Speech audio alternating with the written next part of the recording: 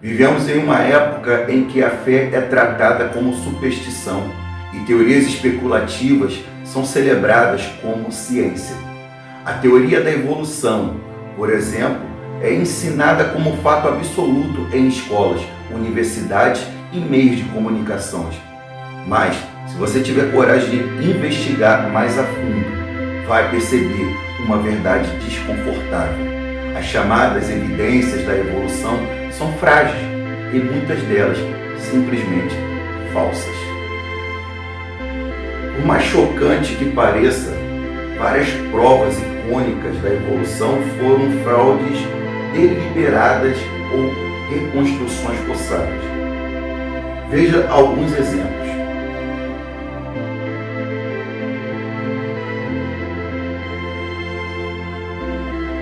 Um dos maiores escândalos científicos da história, apresentado como o elo perdido entre o homem e o macaco. O crânio era, na verdade, uma combinação de um crânio humano com a mandíbula de um orangotango, envelhecido quimicamente para parecer fósseis.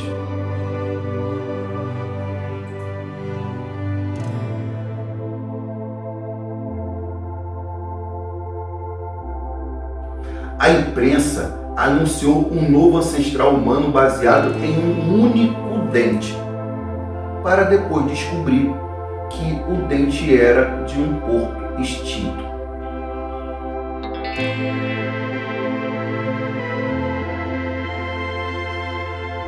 Apresentados em livros didáticos por décadas, os desenhos mostravam embriões humanos, de peixe e aves como idênticos nos estágios iniciais, para depois descobrir-se que Raquel falsificou os desenhos para provar a sua teoria. Em todos esses casos, o mundo aplaudiu antes de verificar os fatos. A pergunta é: por quê? Porque a ciência, quando guiada por ideologias e não pela verdade, se torna religião disfarçada. Não estamos dizendo que não há ciência verdadeira, mas há uma diferença entre ciência e a especulação transvertida de verdade. Enquanto teorias frágeis ganham status de verdades absolutas, evidências sólidas da existência de Deus são ignoradas, silenciadas ou, pior, ridicularizadas. Chega disso. Hoje, vamos fazer o caminho contrário.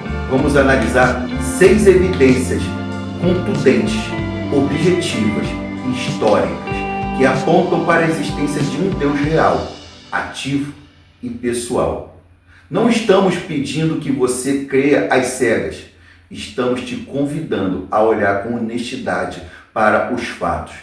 Porque no final, a pergunta real não é: a fé tem base, mas sim: você está disposto a encarar a verdade, mesmo que ela te leve a Deus?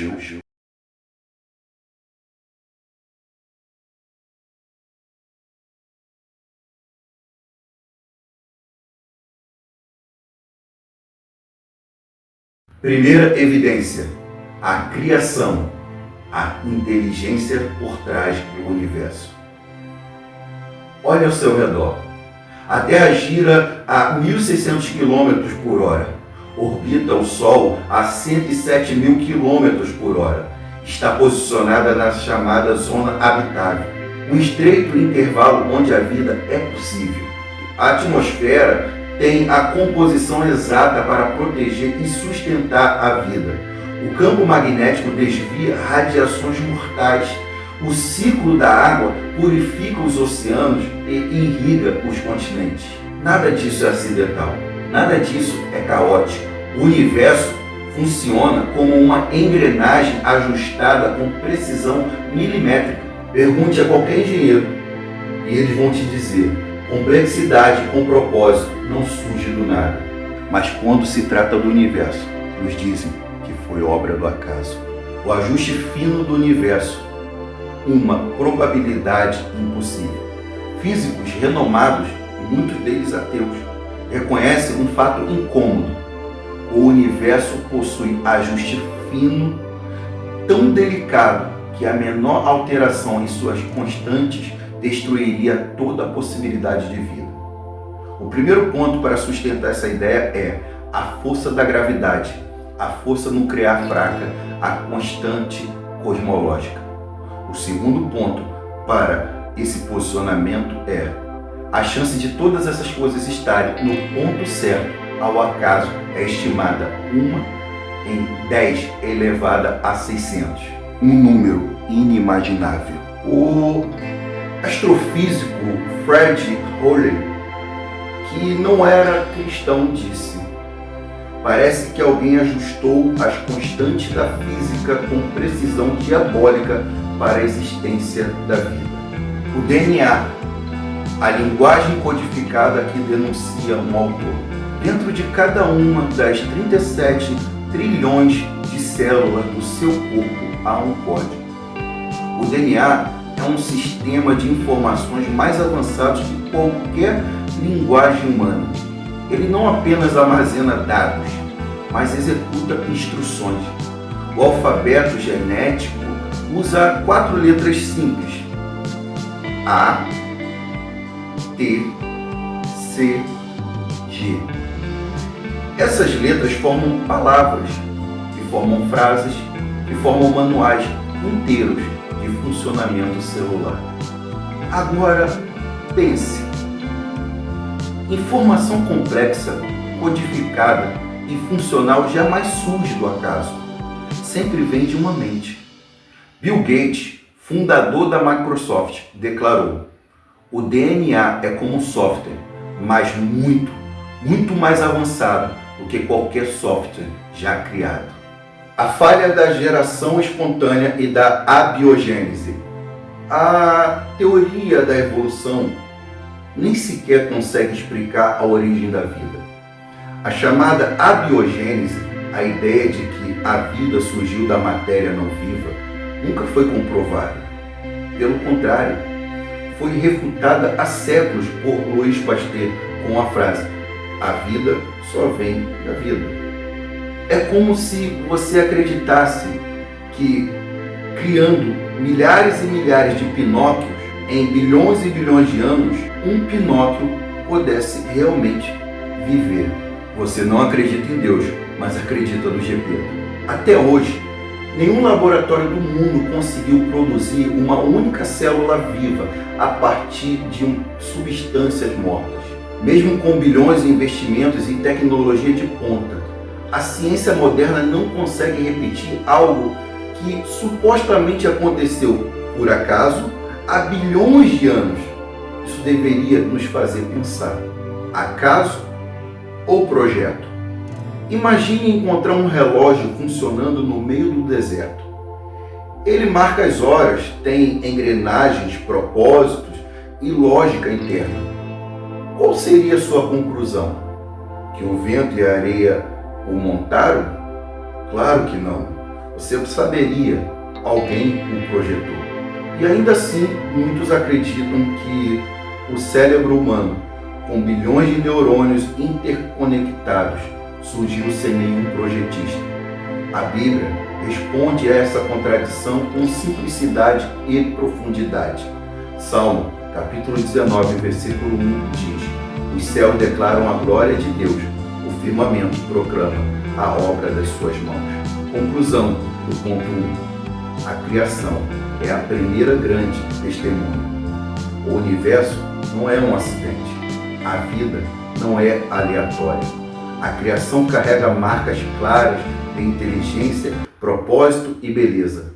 A complexidade que observamos no macro e no micro é a primeira e mais visível evidência da existência de um Criador.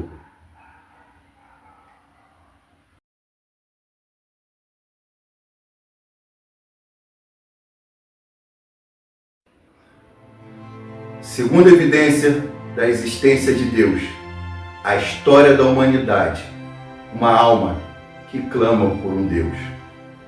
Desde as pinturas rupestres em cavernas na pré-história, até as catedrais erguidas na Idade Média, desde as pirâmides do Egito até os altares dos maias, toda a civilização humana já demonstrou o desejo por transcendência, sede de eternidade, a busca por um ser maior. Essa realidade atravessa continentes, culturas e séculos. O ser humano sempre adorou algo, sempre buscou o invisível, sempre quis entender de onde veio, por que existe e para onde vai. Essa sede espiritual não é fruto da ignorância, como alguns sugerem. É uma marca de fábrica. Religião, um instinto humano universal. Estudiosos como Mircea Eliade, renomado historiador das religiões, afirmam que o homem sempre foi um animal religioso.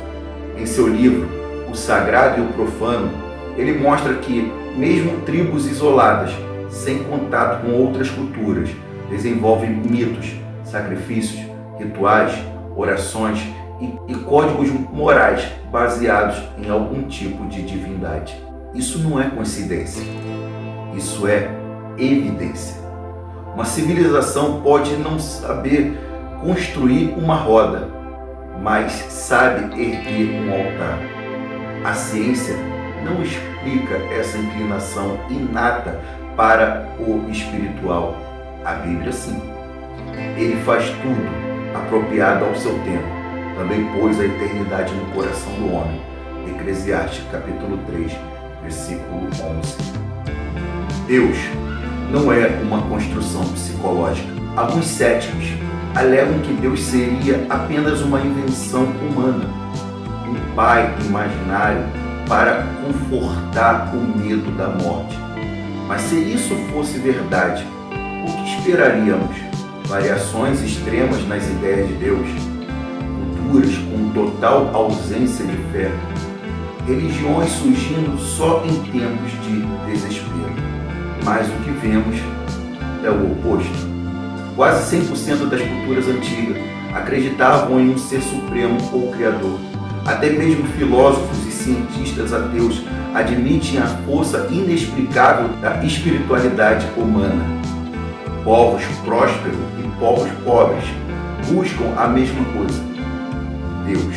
C.S. Lewis disse: criaturas nascem com desejo correspondente às suas satisfações reais. Se tenho dentro de mim um desejo que nenhuma experiência neste mundo pode satisfazer, a explicação mais provável é que fui feito para outro mundo. Outro ponto é a moralidade universal, um sinal do Criador. Em todas as culturas, certas leis morais se repetem: não matar, não roubar, valorizar a família, proteger os inocentes. De onde vêm essas leis? Da evolução? A biologia explica o instinto, não o senso de certo e errado. Animais não debatem ética, humanos sim. Isso porque fomos criados à imagem de um Deus moral. O apóstolo Paulo escreve: eles mostram que as exigências da lei estão escritas em seus corações. Romanos, capítulo 2, versículo 15. E ele fala isso se referindo a pessoas que nem temente a Deus eram. A história clama por significado, não apenas por sobrevivência. A história da humanidade não é só feita de guerras e tecnologias, é feita de perguntas. Por que estamos aqui? Qual o propósito da vida? O que acontece depois da morte? A filosofia tentou responder, a ciência tentou desviar, mas essas perguntas persistem. Só a existência de um Criador pode dar sentido real às nossas vidas e à nossa história.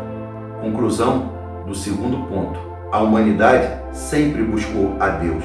A sede espiritual do ser humano não é superstição, é sinal de origem.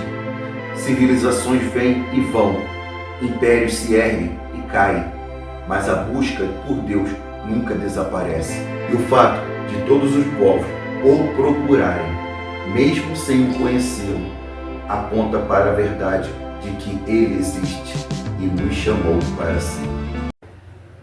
Terceira evidência da existência de Deus: a história de Israel, um povo impossível de explicar sem Deus.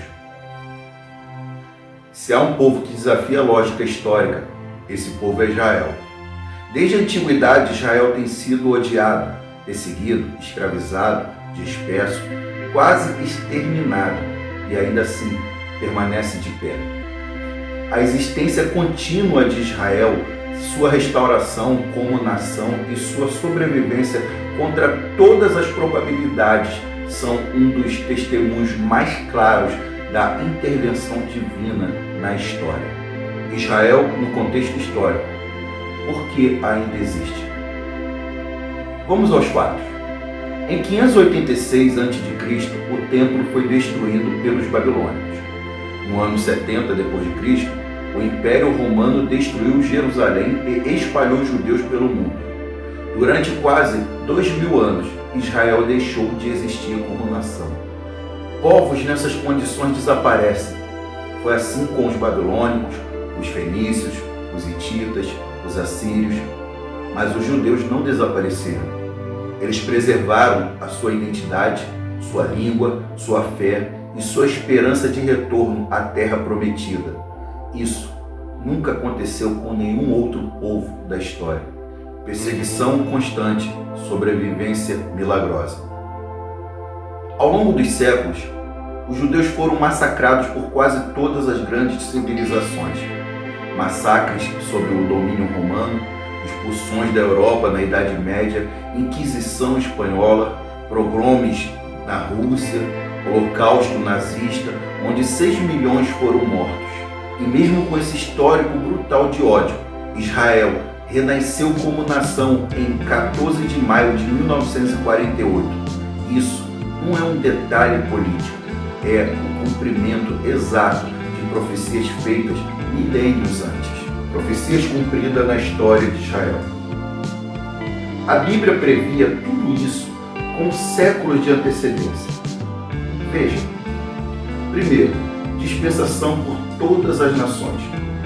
Deuteronômio capítulo 28, versículo 64 diz: O Senhor vos espalhará entre todos os povos, desde uma extremidade da terra até a outra. Segundo, perseguição constante. Ainda em Deuteronômio capítulo 28 diz assim: Servirás aos teus inimigos e serás motivo de espanto, provérbio e zombaria entre todos os povos. Terceiro, preservação como povo. Jeremias capítulo 30, versículo 11 diz: Porque eu sou contigo, diz o Senhor, para salvar-te, darei fim a todas as nações, mas a ti não darei fim. Quarto, retorno à terra de Israel. E os trarei novamente à sua terra, e nunca mais será arrancados na terra que lhes dei. Amós, capítulo 9, versículo 14 e 15.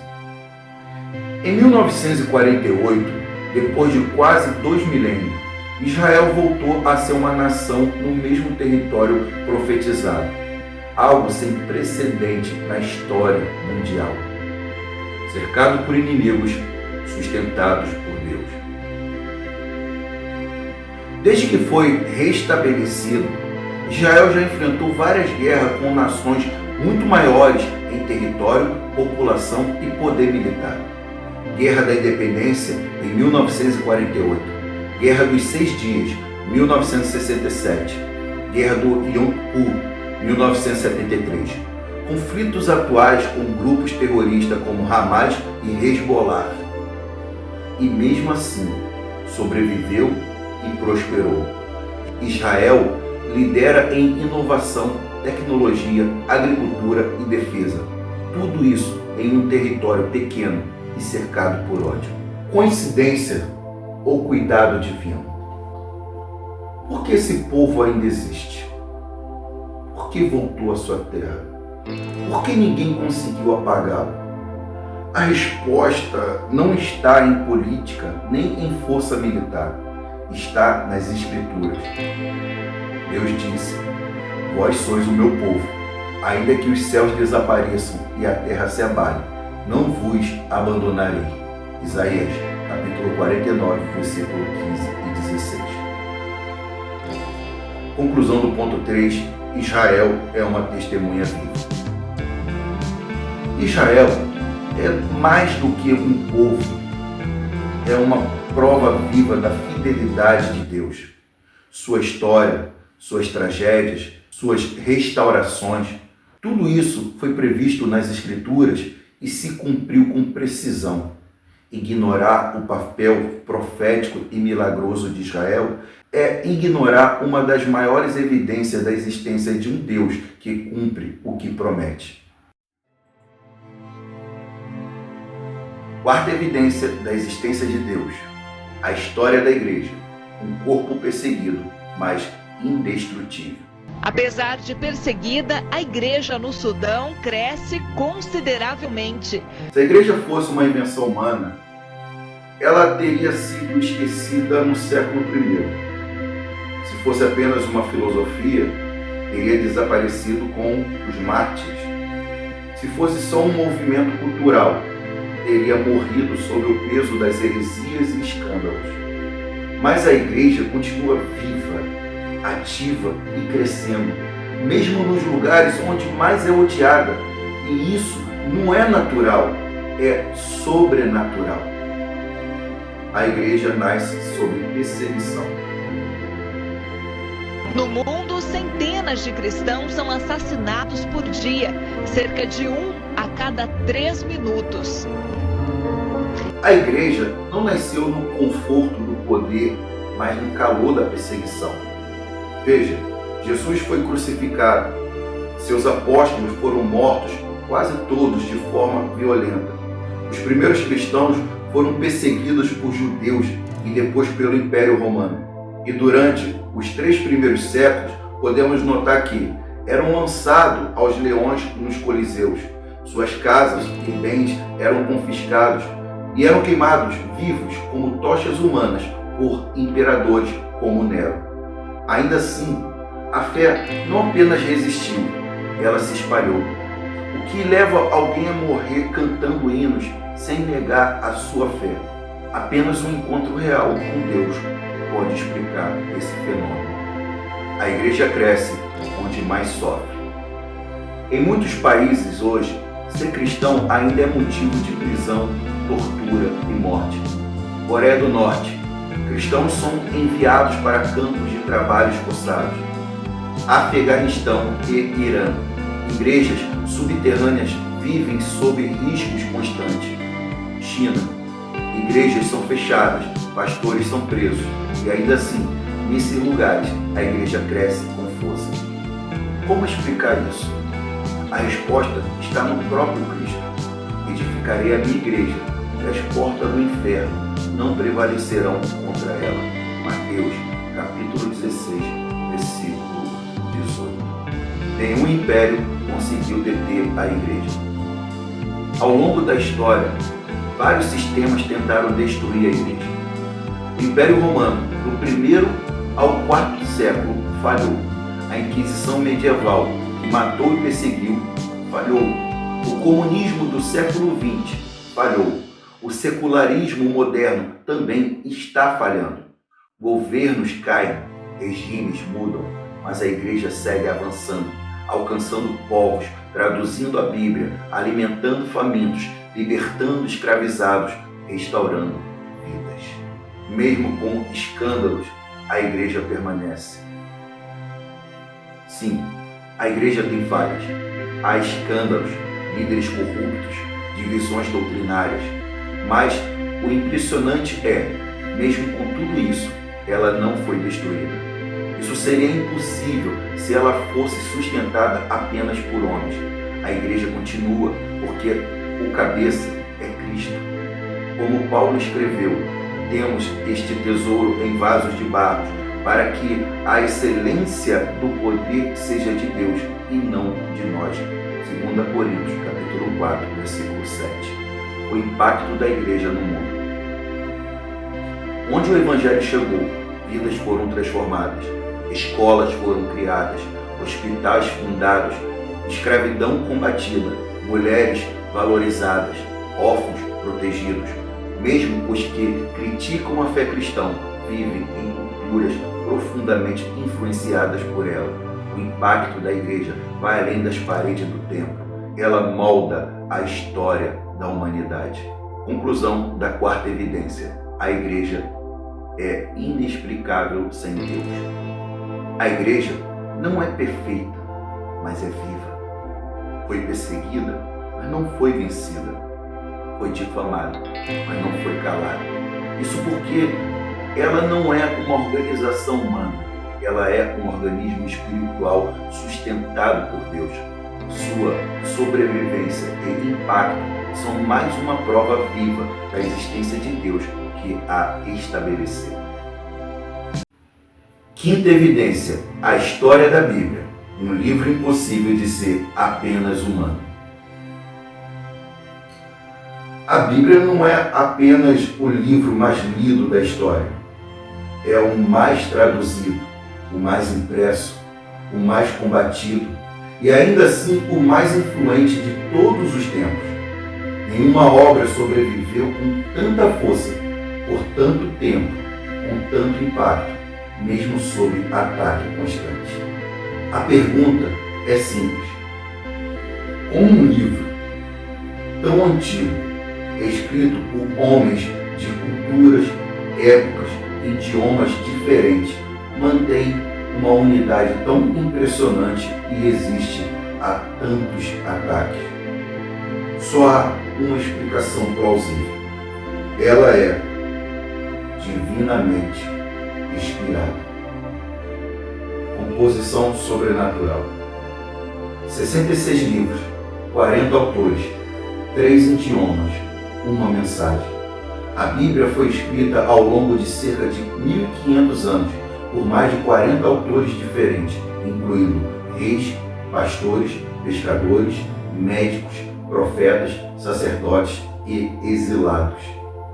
Ela foi redigida em hebraico, aramaico e grego, em 3 continentes, Ásia, África e Europa.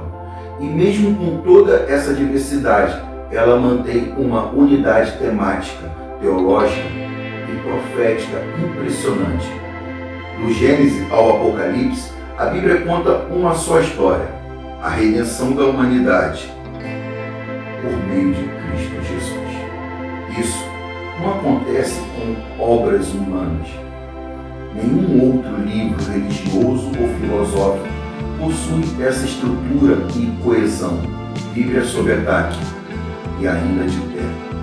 Ao longo da história, reis, imperadores, ditadores e críticos tentaram apagar a Bíblia da face da terra. Antíoco Epifânio, em 167 a.C., proibiu a leitura da Torá e mandou destruir todas as cópias. O imperador romano Diocleciano, no ano 303 d.C., ordenou que todas as escrituras fossem queimadas. A Inquisição medieval restringiu o acesso à Bíblia apenas ao clero. Voltaire, filósofo francês do Iluminismo, afirmou: em 100 anos, a Bíblia será um livro esquecido. 100 anos depois, sua casa foi comprada pela Sociedade Bíblica de Genebra e se tornou um centro de distribuição de Bíblias. Hoje, a Bíblia é publicada em mais de 3.500 idiomas e já vendeu mais de 5 bilhões de cópias. Como explicar isso? Jesus respondeu: passará os céus e a terra, mas as minhas palavras não passarão. Mateus capítulo 24, versículo 35. Precisão histórica e arqueológica. Ao contrário de muitos livros religiosos que se apoiam em mitos vagos, a Bíblia apresenta nomes, datas, eventos, genealogias, reis, impérios, geografias específicas. Por muito tempo, céticos acusaram a Bíblia de conter erros históricos, mas a arqueologia vem confirmando um a um esses registros bíblicos. Os muros de Jericó realmente existiram e ruíram de forma incomum, como descrito em Josué capítulo 6. O cilindro de Ciro, descoberto no século XIX, confirma que o rei persa autorizou o retorno dos judeus à sua terra, exatamente como Esdras registra. A existência de reis como Davi e Ezequias, contestada por décadas, foi confirmada por inscrições arqueológicas como a Estela de Teodan. Cada descoberta arqueológica que confirma a Bíblia é um golpe no argumento de que ela seria apenas um livro religioso simbólico, poder transformador, incomparável. A Bíblia não é apenas preservada, ela transforma. Ela libertou escravos, restaurou famílias, levanta depressivos, dá sentido a quem vive no vazio. Onde ela chega, a cultura muda, a dignidade humana é restaurada, a justiça é promovida, o amor ao próximo é ensinado. Isso não é poder de letras, é o poder da palavra viva de Deus.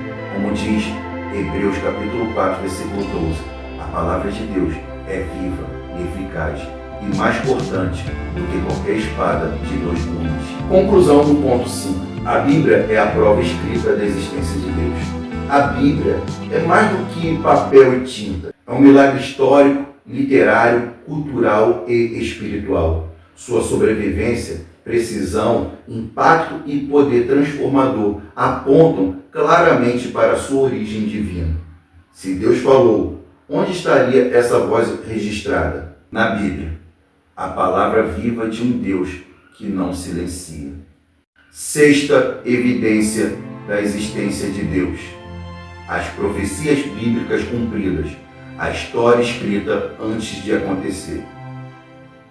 Imagine alguém prever com séculos de antecedência o surgimento e queda de impérios, o modo de morte de uma pessoa e até a reconstrução de uma nação extinta. Agora, imagina essas previsões sendo registradas por diferentes autores, em diferentes épocas, e todas elas se cumprindo detalhadamente, uma a uma. Isso não é adivinhação, não é sorte, é revelação divina. A Bíblia contém mais de 2.500 profecias e mais de 2.000 já se cumpriram com precisão histórica. Nenhum outro livro religioso ou sistema filosófico possui esse tipo de registro verificável. O que é profecia bíblica? Profecia não é palpite. Na Bíblia, profecia é a declaração direta da vontade e do conhecimento de Deus sobre eventos futuros, registrado por seus servos sob inspiração do Espírito Santo. E essas profecias não são vagas como horóscopo, elas falam de nomes específicos, como Ciro, rei da Pérsia, eventos políticos e militares concretos, prazos temporais definidos, locais geográficos reais, detalhes minuciosos sobre a vida, morte e ressurreição de Jesus. Profecias sobre povos e impérios, fatos históricos previstos. Ciro, rei da Pérsia, nomeado 150 anos antes de nascer. Em Isaías capítulo 44, versículo 28 e capítulo 45, versículo 1, Deus chama Ciro pelo nome e diz que ele libertará Israel do exílio. Isso foi escrito por volta de 700 anos antes de Cristo, muito antes de Ciro nascer, cerca de 590 antes de Cristo. Resultado, em 538 antes de Cristo, Ciro realmente liberta os judeus e permite a reconstrução do templo, como está registrado em Esdras, capítulo 1, versículo 1 e 2, e confirmado pelo cilindro de Ciro encontrado pela arqueologia. A queda da Babilônia, profecia de Daniel. Em Daniel capítulo 5, Deus anuncia o fim do Império Babilônico, e isso acontece naquela mesma noite. Mas o mais impactante está em Isaías, capítulo 13, do versículo 17 ao 19, onde Deus prevê que os medos destruiriam a Babilônia e que ela jamais seria habitada novamente. Hoje, a antiga Babilônia é uma ruína no deserto do Iraque. Nunca foi reconstruída, apesar das tentativas de Saddam Hussein. Surgimento de 4 grandes impérios. Daniel, capítulo 2 e 7. Daniel profetiza a ascensão de 4 reinos: Babilônia, Medo-Pérsia, Grécia, Roma. Isso foi escrito no século 6 a.C. e cada império se levantou e caiu exatamente como predito. Profecias messiânicas cumpridas na pessoa de Jesus Cristo. O Antigo Testamento contém mais de 300 profecias sobre o Messias. e todas foram cumpridas na vida de Jesus, algumas com detalhes impressionantes. Nascimento em Belém, Miqueias 5:2. E tu, Belém, de ti sairá aquele que há de reinar, cumprido em Mateus 2:1.